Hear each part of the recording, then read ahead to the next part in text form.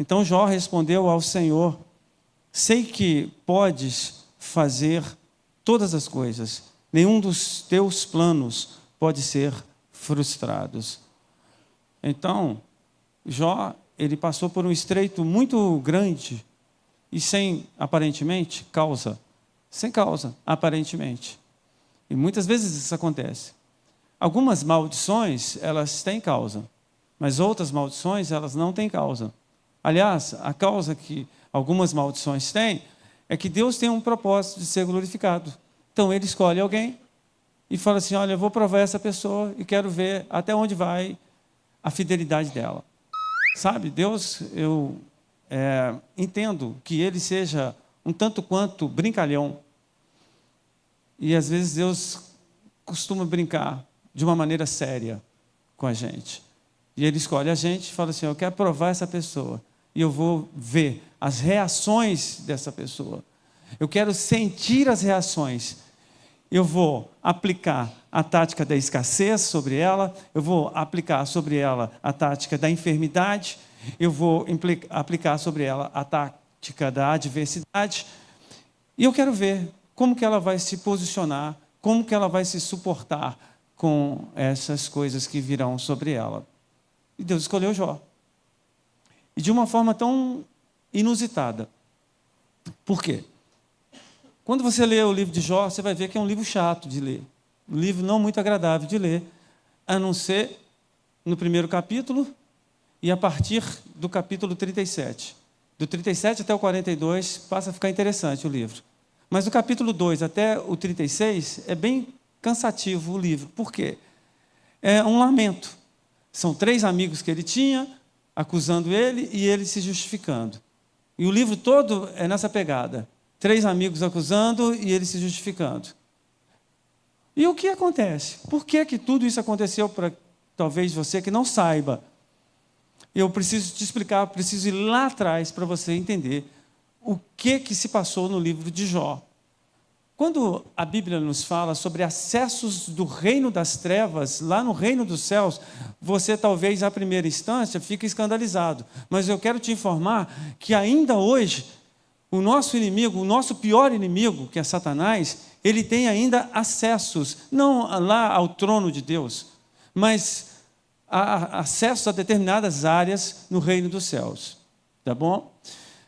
E quando você olha o primeiro capítulo de Jó, você vai perceber que Deus estava meio que fazendo uma prestação de conta com os anjos dele, do que estava acontecendo no reino dele. É assim mesmo que acontece. Deus faz prestações de conta. E dentro dessas prestações de contas, aparece um ser, que era Satanás. Satanás aparece ali. E Deus olha para Satanás e fala assim, com muito orgulho, ele fala assim, primeiramente, antes do orgulho, ele pergunta para Satanás: de onde tu vieste? Porque o reino dos céus, querido, a gente tem uma visão muito limitada do reino. A gente pensa que é só a terra e o céu, mas existe uma gama de galáxias. E a palavra de Deus, no próprio livro de Jó, por isso que eu falo que o livro de Jó, a partir do verso, principalmente do capítulo 38, fica muito interessante, que ele fala do Orion, do 7 estrelo, ele fala das galáxias, ele fala de muita coisa. Ele fala dos pormenores dos céus, fala dos pormenores até no inferno, e fala de muita coisa. Então, quando Deus, na sua prestação de conta ali, ele percebe Satanás, ele pergunta para Satanás: de onde tu vieste? E Satanás fala: eu vim de perambular a terra, algumas versões de circular a terra. E Deus, então, naquele diálogo com Satanás, ele diz assim: tu vistes o meu servo Jó lá na terra? Olha para você ver como que Deus, ele criou a mente, ele criou a ciência, e ele tem toda a ciência de tudo, dos pormaiores, dos pormenores, de tudo que acontece. Ele sabe exatamente o seu nome, os seus pensamentos, a sua idade, de onde você veio, o que você, nesse momento, está pensando. Deus sabe de tudo, Deus sabe de tudo. Ele é o Senhor da ciência. E ele ali, sem agenda, sem nada, consulta a sua mente e diz: tu vistes o meu servo Jó? Ele é o mais justo, ele é o mais manso, ele é o mais isso lá na terra. E Satanás, sagaz que ele então diz, para o próprio pai, ele diz assim, ele é tudo aquilo, porque tu honraste ele com uma família boa, com bens, com empregados, com honra diante da sociedade. E Deus, então, nesse jogo de conversas, ele diz para Satanás, você vai tocar nele, pode tocar nele. Eu te dou a minha autorização para você tocar nele. Só que tem um detalhe. Você não vai tocar na vida dele. Você toca em tudo dele, mas não toca na vida dele. E Jó era uma pessoa justa, correta, íntegra. Por isso que eu estou te falando. Muitas lutas vêm com pessoas que são íntegras, com pessoas que são corretas. E então, Satanás, mais do que depressa, aciona o seu exército. Para quem não sabe, ele era um anjo que tinha todas as regalias do reino dos céus. Isaías 14 fala isso, Ezequiel capítulo 28 fala isso, mas eu não estou aqui para falar isso aqui hoje. E ele, em Apocalipse capítulo 12, versículo 4, se não me engano, ele ali diz que ele com a cauda, como se fosse um dragão, ele persuadiu a terça parte dos anjos, que se tornaram agora em anjos maus.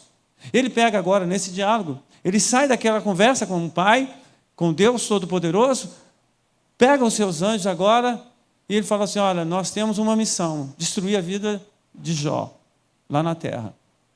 E imediatamente ele fez aquilo que ele gosta de fazer, matar, roubar e destruir. Matou os filhos, destruiu os bens, dissipou as suas fazendas, dissipou inclusive a sua honra. Ele tocou naqueles que eram amigos deles, para que esses amigos, pseudos amigos, viessem a acusá-lo. E as coisas começaram a contribuir negativamente para a vida de Jó. E Jó, em muitos momentos, ele não entende isso, e ele começa a reclamar, ele reclama de Deus. Ele tem uma mulher que induz ele a blasfemar contra Deus. Isso tudo faz parte do jogo de Satanás, do jogo de tentação, de provação que ele estava passando, ao ponto de que a sua mulher diz assim, olha, o que você está fazendo com esse Deus? Por que você não pragueja? Por que você não amaldiçoa esse Deus? E o estado de saúde dele era tão ruim que ele cavucava as suas feridas com caco de telhas, por causa dos pus, dos câncer que havia na vida dele. Um estado deprimente. Então, o que eu quero te dizer, querido, é que nesse interim todo, Deus, lá no capítulo 37, por incrível que pareça, nós não podemos subestimar a quem Deus usa.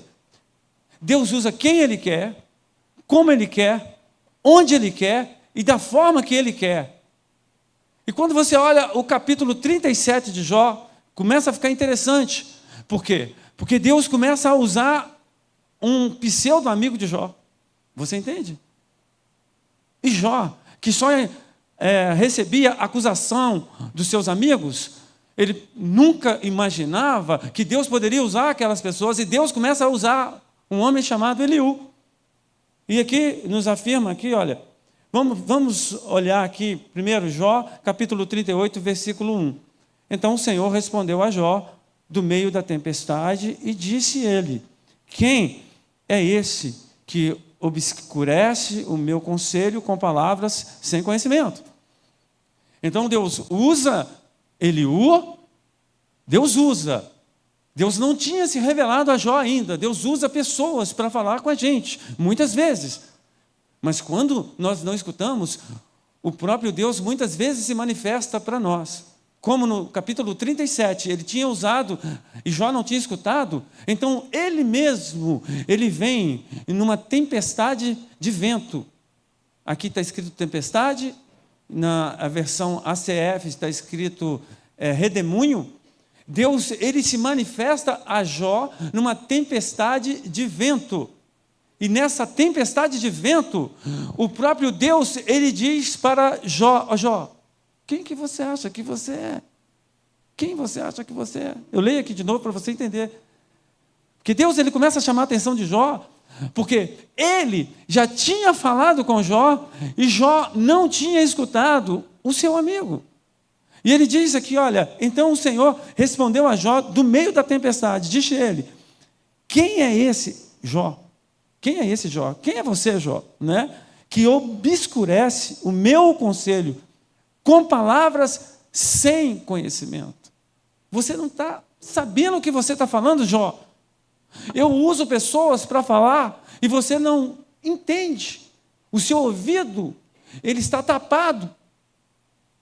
E você, com o ouvido tapado, fala coisas desconexas. Deus falando com Jó. Então, eu quero te falar uma coisa, querido. Deus, muitas vezes, ele usa elementos da natureza para falar com a gente. Quando você olha a Bíblia, você olha várias histórias que Deus, para mostrar o poder dele, e eu te falo para que serve o poder de Deus. É para nós falarmos assim, oh, Deus é poderoso? Também. Mas, sobretudo, para que você possa ter o impacto da presença de Deus. Quando você tem o impacto da presença de Deus, o seu coração se abre. E Deus, então, ele enfia dentro do seu coração a palavra. Foi isso que aconteceu com Jó. Deus usou uma pessoa para falar, ele não escutou. Então, falou assim, então vou fazer um espetáculo. Um espetáculo ele vai me ouvir. Aí veio um espetáculo, veio um redemoinho, uma tempestade de vento. E ali naquela tempestade de vento, veio o quê? Veio o pavor e veio o temor. Veio o respeito. Aí Jó ficou apavorado. Aí ele escutou. E muitas vezes Deus faz isso com a gente. Quando você olha, por exemplo, o profeta Elias.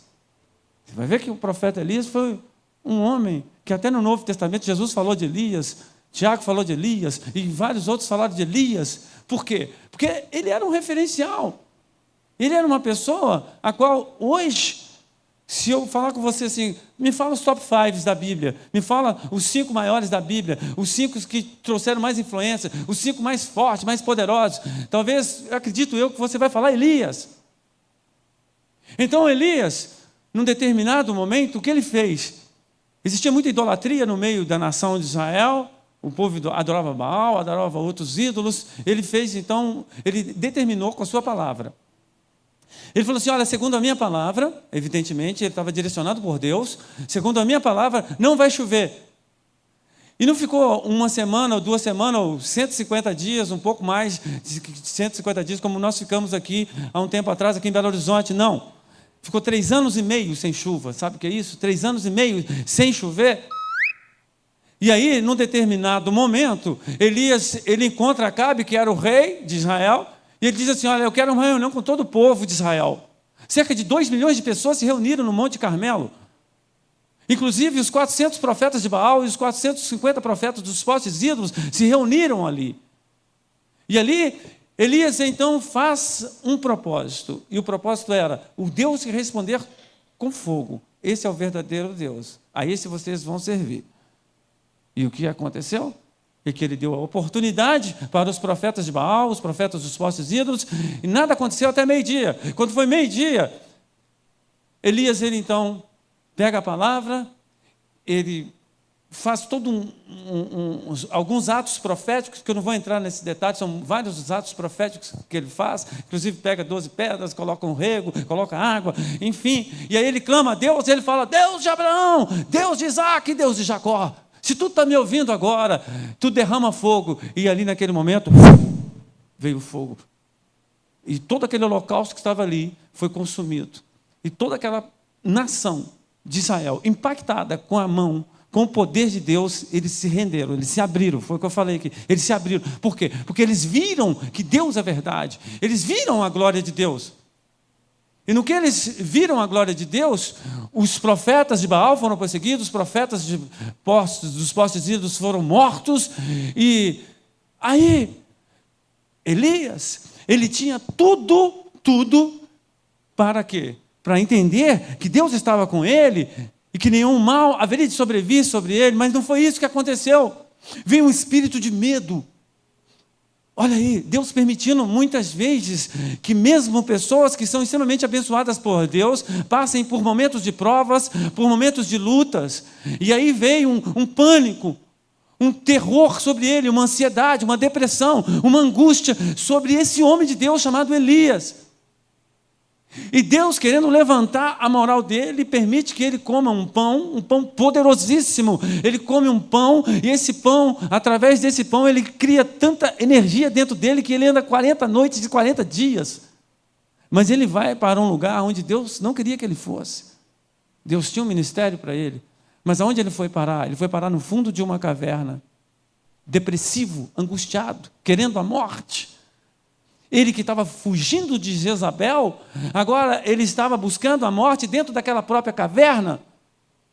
E o que acontece ali é que um anjo do Senhor vai ali no fundo daquela caverna e chama ele e fala: Elias, sai para fora, porque lá fora Deus vai falar contigo. Deus não vai falar com você aqui dentro. Deus quer que você tome a iniciativa de sair daqui. Sai para fora.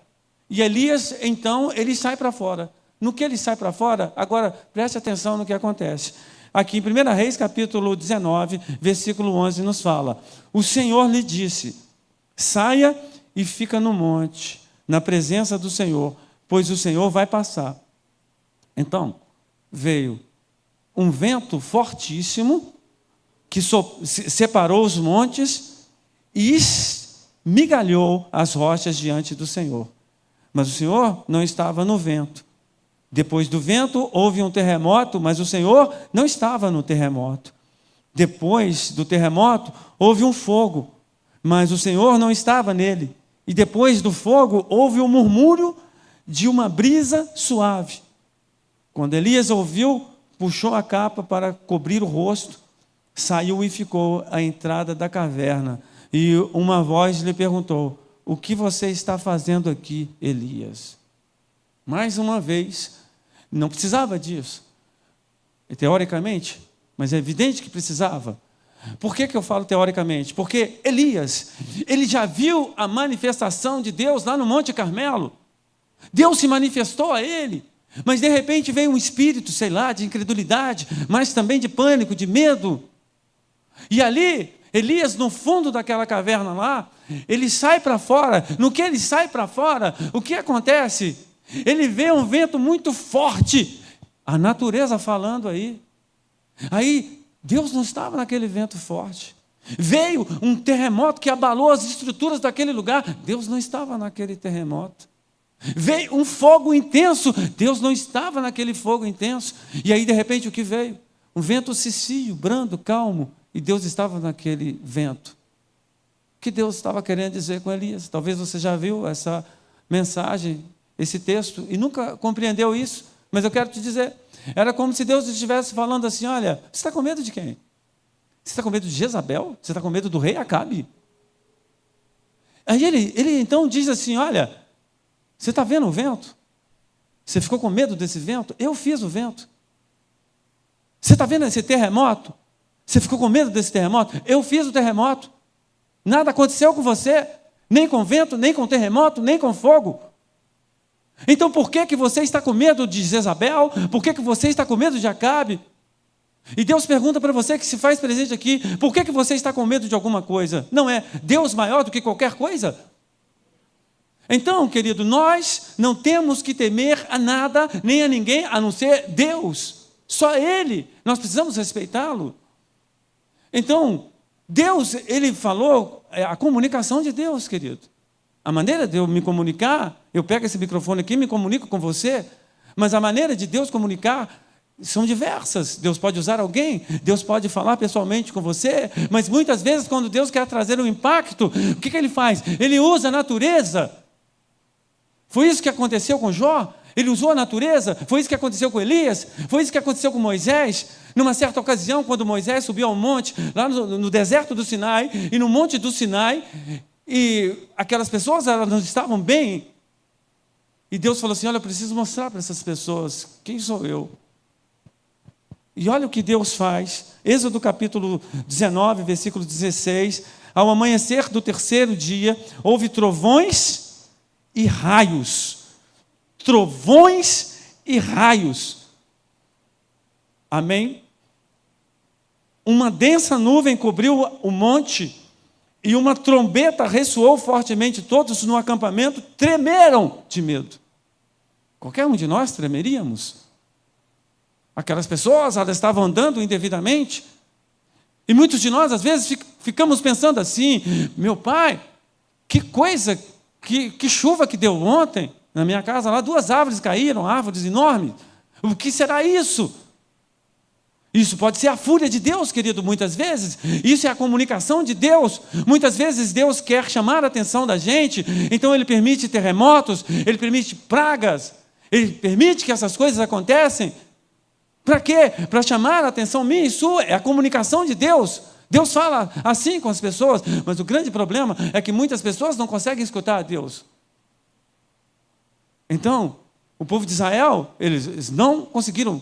A despeito do medo, eles tiveram um certo medo, mas aí no outro dia, o medo já tinha passado, o temor já tinha passado, e eles começaram a fazer as mesmas coisas, e Deus, na sua ira, sabe o que Ele falou? Ele falou assim: olha, vocês não vão entrar no meu descanso, vocês não vão entrar na minha terra. Deus, Ele avisa, Deus, Ele mostra, mas se você insistir em não ouvir, você vai ter uma sentença negativa do seu lado. Amém? Então, querido, a gente pode perceber, trazendo aqui para o Novo Testamento, que a manifestação de Deus usando a natureza ainda acontece. E quando você olha para o dia de Pentecostes, o que acontece no dia de Pentecostes? Olha para você ver. Atos capítulo 2, versículo 1, diz assim: chegando o dia de Pentecostes, estavam todos reunidos num só lugar. Cerca de 120 pessoas. Um número bem semelhante a esse aqui, no lugar bem semelhante a esse aqui também, no cenáculo. E aí, veja bem, de repente, veio do céu um som. Como? Essa palavra como, ela é importante. Como de um vento muito forte, e encheu toda a casa na qual estavam assentados. O vento você não vê, mas você sente. Você percebe as árvores balançando. Você recebe muitas vezes o impacto, mas ali não. Eles ouviram um som como de um vento. Não era um vento, era como de um vento. E eles então ficaram perplexos com a natureza. O que significa isso? Segundo alguns teólogos, na cidade de Jerusalém, no dia de Pentecostes, tinha cerca de 3 a 4 milhões de pessoas. Milhões. Mas a gente está falando aqui de uma igreja de 120 pessoas que estavam reunidas num cenáculo. Acredito eu que toda a cidade de Jerusalém escutou esse som, embora a Bíblia não fala claramente. E o que aconteceu? Houve um impacto na cidade de Jerusalém. O que aconteceu? O que é isso? De onde vem esse som? O som é muito forte. Eu acredito que era o vento do Espírito Santo, era o hálito de Deus que veio de lá do trono da glória sobre a cidade de Jerusalém. E ali aquelas pessoas ficaram impactadas, se abriram, e logo depois o Espírito de Deus tomou todos aqueles que estavam ali reunidos, cerca dessas 120 pessoas, começaram a falar em línguas dos homens, porque a Bíblia, em 1 Coríntios capítulo 13, nos fala da língua dos anjos e da língua dos homens, e eles falaram da língua dos homens, e na língua dos homens eles não ficaram no cenáculo, eles desceram, e quando eles desceram no cenáculo, eles começaram a falar na vida de todos, na língua de todas aquelas pessoas que estavam ali. Todas aquelas pessoas começaram a ser evangelizadas em suas línguas. Era como se fosse, por exemplo, se tivesse aqui em Belo Horizonte uma festa e tivesse gente lá da Inglaterra, do Japão, se tivesse gente lá dos países árabes, tivesse gente de tudo quanto é canto, e o Espírito de Deus descesse aqui na torre de oração aqui, e nós saíssemos aí falando em árabe, falando em japonês, falando em chinês, mandarim, né? Falando em inglês, enfim, querido, foi isso que aconteceu ali. E aquelas pessoas impactadas, aquela igreja de 120 pessoas, sabe o que aconteceu com ela? Ela multiplicou e foi para 3.000 pessoas num único dia. 3.000 pessoas que receberam a Jesus e foram batizadas num único dia. E o que é isso? Isso é o dínamos. Isso é o poder do Espírito Santo. Alguém dá um glória a Deus aí?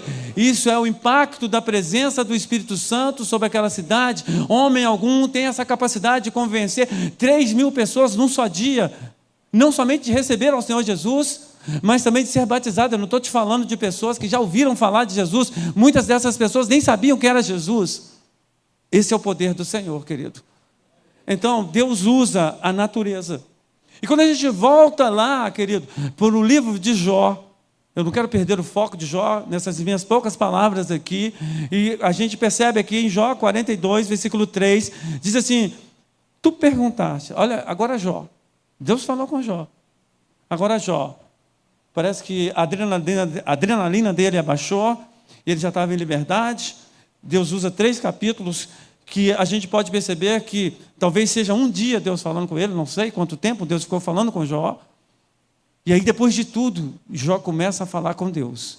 E agora, escuta Jó falando com Deus. E ele diz assim: tu perguntastes, quem é esse? E é evidentemente que era ele, que obscurece o meu conselho sem conhecimento? Certo é que falei de coisas que eu não entendia, coisas tão maravilhosas que eu não poderia saber. Então, Jó, ele foi humilde para entender uma coisa, que ele tinha ouvidos para ouvir, mas não ouvia. E a Bíblia, ela nos fala com muita propriedade que quando nós não ouvimos o que é para nós ouvirmos, nós nos damos mal. E muitas pessoas que eram para ouvir coisas que Deus falou e não ouviu, ela se deu mal na vida dela. Por isso que tudo que nós fizermos, nós primeiro temos que ouvir a Deus. Amém, irmãos? Nós precisamos ouvir tudo que você for fazer, qualquer decisão que você tomar, você precisa ouvir a Deus. Deus, Ele quer falar com a gente, principalmente quando for decisões que vão mudar o curso da sua vida, querido. Eu não estou falando para você começar a orar: ah, Deus, eu devo comprar o quê? Eu devo comprar carne moída ou carne de frango?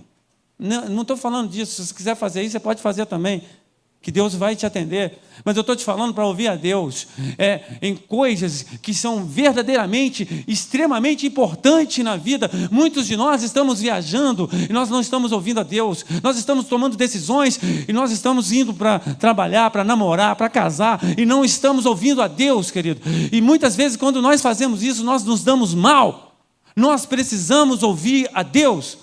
E se Deus está falando com você e você não está conseguindo ouvir a Ele, querido, eu vou te ler esse versículo para você. O que pode acontecer com você? Hebreus capítulo 3, versículo 7, nos afirma o seguinte: assim como diz o Espírito Santo, hoje, se vocês ouvirem a sua voz, não endureçam o coração, como na rebelião, durante o tempo de provação no deserto, onde os seus antepassados me tentaram, pondo-me à prova, apesar de, durante 40 anos, terem visto o que eu fiz. Deus fez maravilhas, Deus fez milagres. Não tinha um shopping, um supermercado, um açougue. Eles tinham calçado, tinham roupa, não faltava comida, não faltava nada. Ninguém ficava nem doente. Eles não ouviram. E aí, de repente, o que aconteceu? Como eles não ouviram, Deus falou assim: vocês não querem ouvir, vocês endureceram o coração? É isso que vocês querem? Vocês querem brincar? Então tá bom, então vou brincar com vocês. E o que aconteceu foi que Deus falou assim: tá bom, vocês não vão entrar no meu descanso. Então é assim, sabe? Deus, Ele é longânimo, Deus, Ele é paciente, Deus é misericordioso, mas se você não ouvir a Deus, Deus simplesmente Ele vai trazer o juízo para você. Porque a Bíblia nos fala que Deus é misericórdia, Deus Ele é bondade, mas Ele é fogo consumidor. As pessoas, elas não conseguem acreditar. E muitas pessoas falam assim: o inferno eu acredito. Deus, um Deus tão bonzinho, você acha que Ele vai jogar as pessoas no inferno? Querido, eu, se fosse você, não acreditaria nessa mentira de Satanás, porque o inferno é confirmado dentro da Bíblia, de Gênesis praticamente até Apocalipse. Existe o inferno, e Jesus falou muito sobre o inferno, sobre o juízo de Deus. E Deus tem nos trago, queira você acreditar ou não, palavras de juízo. Nós estávamos ali há pouco agora, e Deus nos falava sobre juízo. Deus, na sexta-feira, nos falou aqui sobre martelo. Hoje Ele nos falou aqui sobre espada. Deus é o Deus que faz juízo. Ele faz juízo, Ele fala com você, Ele pode estar me usando aqui para falar alguma coisa para você, e se você não ouvir, querido, preste atenção em algo que eu vou te falar, o juízo de Deus pode ser sobre a sua vida, não estou aqui querendo te colocar medo, mas eu só estou aqui falando o que Deus é capaz, aquilo que Ele fez com o povo de Israel, Ele pode fazer com você. Por quê? Porque o nosso coração muitas vezes não é grato, e Deus Ele tem nos cercado de bênçãos, Ele tem nos cercado de misericórdia, Ele tem feito coisas maravilhosas na nossa vida, e muitas vezes nós estamos assim, por que Deus? Ah Deus, misericórdia Deus, ah Deus eu estou sofrendo, era o que Jó estava fazendo. Deus havia cercado Jó de bondade, de misericórdia, mas em algum momento Deus colocou Jó à prova, como Ele colocou o povo aqui. Hebreus capítulo 3 está falando que lá em Meribá, num determinado momento, Ele colocou o povo à prova. Ele pode te colocar à prova em algum momento, e Ele fica de olho nos seus lábios. Aquilo que você fala, Ele fica de olho no seu comportamento, como que você reage mediante a uma prova. Eu me lembro, querido, isso não estava aqui para falar, mas eu vou falar. Eu já falei isso aqui também algumas vezes, que uma certa ocasião Deus me colocou numa prova muito grande. Ele mandou que eu saísse do meu trabalho, eu saí do meu trabalho. E quando eu saí do meu trabalho, muitas vezes eu ficava assim, meu pai, se eu tivesse 10 reais aqui. Eu me lembro numa certa ocasião, e isso me tocou muito, por isso eu já falei isso muitas vezes, que eu estava ali sem nada, geladeira vazia, armário vazio, tudo vazio, você não tinha comida, não tinha nada. Mas em momento algum, para a honra e glória do Senhor, eu reclamei. Em momento algum, eu falei, Deus, por que eu saí do salão? No meu salão eu tinha uma vida próspera. Mas ali naquele momento eu retive. Certamente Satanás jogou muita seta na minha cabeça para me falar, mas eu não falei nem pensei. E eu me lembro que a campainha tocou. No momento de muita prova, no momento de muita dificuldade, a campainha tocou. E no que a campainha tocou, era alguém. E esse alguém chega para mim e falou assim, olha, eu estava na minha casa e Deus mandou que eu viesse aqui, porque Ele pediu que eu e você fôssemos ao supermercado e você vai comprar tudo que você quiser no supermercado. Tudo que você quiser. E aí, querido, eu fiquei impactado com a glória e com a presença de Deus ali naquele lugar. Deus é o Deus que supre as nossas necessidades. Deus é Deus que supre as nossas carências. Deus tem cuidado de mim, Deus tem cuidado de você. Eu não sei se você já agradeceu a Deus, eu não sei se você já orou a Deus, falou assim, Deus, muito obrigado por tudo que está me acontecendo. Obrigado pelos meus filhos, obrigado pelo meu trabalho, obrigado pela minha esposa, obrigado pelos meus pais, obrigado por tudo, Deus. Muitas vezes nós não temos boca para agradecer a Deus, nós temos boca somente para reclamar com Deus. E Jó, então, ele reconhecendo isso, ali no redemoinho, naquela conversa com Deus, ele falou com Deus, oh Deus, olha, realmente eu vacilei. Eu fui um vacilão. Eu não consegui entender a sua voz, quando o Senhor usou Eliú para falar comigo, Deus. Eu não consegui entender. Deus, querido, Ele começou a falar com Jó, e Ele falou tantas coisas interessantes. Ele falou, Jó, deixa eu falar uma coisa. Por acaso você conhece os meus reservatórios de saraiva, de neve? Você conhece, Jó? A estrutura, você estava lá no Gênesis, Jó, quando eu criei a terra, quando eu dei nome às estrelas, quando eu fiz o Órion, quando eu fiz os 7 estrelas. Jó, eu chamo cada estrela pelo nome. Eu meço todos os oceanos, a palma, eu pego as águas do oceano, Jó, na concha das minhas mãos. Isso para mostrar para Jó, o poder, a glória, a magnitude do Deus Todo-Poderoso. Então eu quero falar com você aqui, que esse Deus Todo-Poderoso que estava lá com Jó, é o Deus que se faz presente aqui. É o Deus que está aqui. É o Deus que sonda a sua mente, sonda seu coração, sonda a sua alma. Deus, Ele não te desamparou, como Jó se sentiu desamparado por Deus. Ele não havia desamparado Jó. Ele queria que Jó entendesse uma lição. Jó, então, querido, acontece algo aqui interessante no versículo 4, ele diz assim, tu dissestes, agora, escute, Jó, de repente, ele mandou Deus escutar. Ele estava ousado ali com Deus. Agora é minha vez. Escute aí. E ele diz assim, olha, vou fazer-lhe perguntas e você responderá. Meus ouvidos já tinham ouvido a teu respeito, mas agora os meus olhos te viram. Por isso, menosprezo a mim mesmo e me arrependo no pó e na cinza. Então acontece o seguinte, Jó, ele fala com Deus. Ó Deus, antigamente, eu ouvia falar, Jó, a qual Deus havia falado com Satanás, que era o homem mais justo que existia na face da terra, ele não ainda tinha tido uma experiência real com Deus, ele tinha ouvido falar de Deus. Você sabe o que significa isso? Ele tinha apenas ouvido falar de Deus. Mas agora, o que acontece é que Jó, ele teve uma experiência viva, real com Deus, e ele fala assim, olha, agora não só os meus ouvidos são convertidos, mas os meus olhos são convertidos, e a partir do momento em que nós nos arrependemos, e arrependimento significa mudança de mentalidade, então, quando nós verdadeiramente nos arrependemos, nós tiramos o foco das outras pessoas e colocamos o foco em nós. Foi isso que aconteceu com ele. Agora, ele olhou, porque veio luz sobre ele, veio a glória de Deus sobre ele, e ele então conseguiu perceber o quanto ele era sujo, o quanto ele carecia de Deus, o quanto ele precisava de Deus. Foi isso que aconteceu com Jó. E ele diz para Deus aqui, olha, os meus ouvidos já tinham ouvido a teu respeito, mas agora os meus olhos te viram. Por isso menosprezo a mim mesmo. Jó começou a menosprezar ele, por quê? Porque Deus jogou luz sobre a sujeira que estava dentro dele. E ele percebeu, meu Deus, que é isso? Eu sou muito sujo, eu sou muito errante, eu sou muito falho. E é assim, querido, quando você pega um crente religioso, ele coloca defeito em tudo.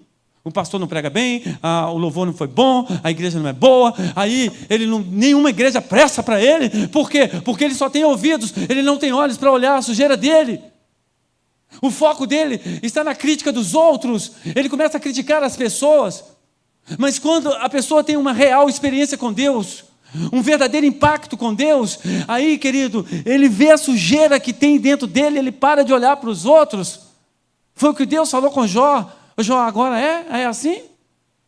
É assim? Você realmente se arrependeu? Então você precisa fazer algo. E aqui tem para mim um dos versículos mais poderosos da Bíblia. Um dos versículos mais chaves da palavra de Deus. Está lá no versículo 10, quando nos afirma o seguinte, diz aqui, olha, depois que Jó orou por seus amigos, o Senhor o tornou novamente próspero, e lhe deu em dobro tudo o que tinha antes. E o poder desse versículo não é porque ele ficou mais próspero, não. Não é porque, não, querido, isso foi consequência. O poder desse versículo, porque ele entende o que é o reino de Deus. Talvez você tenha muito tempo que já está aqui nessa igreja e talvez você ainda não tenha a real percepção do que realmente significa o reino de Deus. O reino de Deus não é a respeito de nós. O reino de Deus é a respeito dos outros, do próximo. Jesus, ele pregou para o próximo. Jesus, quando você lê João capítulo 13, ele pega uma bacia cheia de água. Sabe o que ele faz? Ele começa a lavar os pés dos discípulos, porque o evangelho diz respeito ao próximo. Ao próximo, igreja. E Jó, quando ele teve uma real experiência com Deus, quando os olhos dele foram convertidos, sabe o que acontece? Ele começa a ter foco no próximo. E antigamente, quando ele era religioso apenas, quando ele não havia tido uma experiência com Deus, ele só criticava os amigos dele. Como muitos de nós fazemos, nós criticamos pastores, igrejas, líderes, criticamos Deus, criticamos tanta gente, mas aí quando nós realmente temos um impacto com a presença do Espírito Santo de Deus, aí nós começamos a criticar a nós mesmos, e começamos a orar pelos outros, e nós começamos a falar o quão falho nós somos, quão errante nós somos, o quanto eu preciso de me converter, dia após dia, e ali ele começa a orar pelos seus amigos. E eu te falei aqui que Deus, ele muitas vezes nos coloca sob prova para ver o nosso comportamento. Deus agora, ele começa a olhar o comportamento de Jó. Opa, espera aí. Eu vejo uma luz no fim do túnel. Eu vejo que Jó agora realmente, ele entendeu o que é o reino de Deus. E quando Deus percebe isso, querido, eu quero te falar uma coisa. Deus, Ele é o Senhor Supremo, Todo-Poderoso. A Bíblia nos fala no livro de Filipenses que Ele é rico, que Ele é próspero, segundo a sua riqueza e glória. Então, eu quero te dizer que esse Deus pleno, rico e poderoso, quando Ele se agrada de alguém, Ele quer fazer algo para esse alguém. E aqui no caso de Jó, aprove a ele prosperar, não somente em termos materiais, financeiros, com relação aos seus bens, em dobro, como também de fazer com que o próprio Jó tivesse muito mais filhos. Jó achou que a vida dele tinha acabado, mas não tinha acabado. Por quê? Faltava uma única coisa, uma única chave, que eu entrego ela para você nessa noite. E essa chave, no dia que essa chave virou, querido, a vida dele virou. Ele entendeu que o reino diz respeito ao próximo, que as nossas orações precisam ter o próximo, que a nossa vida, que a nossa perspectiva de vida, ela precisa pensar no próximo. Sabe por que muitos de nós não somos abençoados? Porque nós pensamos apenas em nós. E Deus quer que essa chave vire na sua vida. Amém? Quero que você se levante neste momento. Aleluia. Glória a Deus. Feche os seus olhos agora. Eu quero dar um exercício aqui para você. E o exercício é muito simples. Amém? Primeira parte do exercício. Você vai levantar as suas mãos. Não precisa levantar muito alto. Levanta. Só você não ficar com a mão cruzada. Se levanta. E começa a agradecer a Deus. E aí, você vai falar assim, puxa vida, mas eu estou passando por tantas provas, por tanta dificuldade, por tanto problema. Agradece a Deus, querido. Agradece a Deus. Começa a agradecer. Vou pedir que os músicos venham para cá. Começa a agradecer aí. Amém?